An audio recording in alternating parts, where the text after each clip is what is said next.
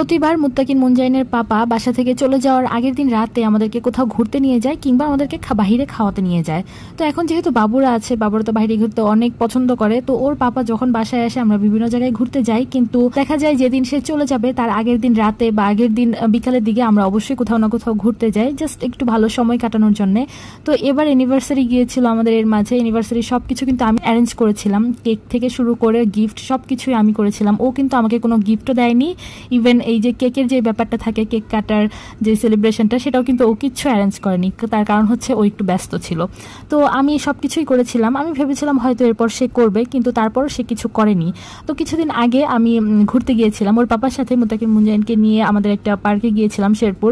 তো সেই ভিডিও আপনাদের সাথে অলরেডি শেয়ার করেছি। সেদিন সে আমাকে এই নোজপিনটা কিনে দিয়েছিল, এটা হচ্ছে অ্যানিভার্সারির গিফট বলা চলে, কিন্তু সে আমাকে নিয়ে কিনে দিয়েছিল।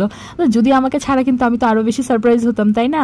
কিন্তু সে বলল যে না, তুমি পছন্দ করে কিনো। আর আমার এরকম ছোট টাইপের নোজপিন বা ওয়ান স্টোনের নোজপিন অনেক পছন্দ, অনেক ভালো লাগে, এই জন্য আমি ছোট নোজপিনটা নিয়েছিলাম। আর রেস্টুরেন্টে গিয়ে দেখি উনি কি সুন্দর কেকের অ্যারেঞ্জ করেছে, যদিও আমাদের অ্যানিভার্সারি আগেই চলে গিয়েছে, কিন্তু ও বলল আমি যেহেতু আগে কিছু করিনি তাই যাওয়ার আগের দিন তোমাকে একটু সারপ্রাইজ দিয়ে গেলাম।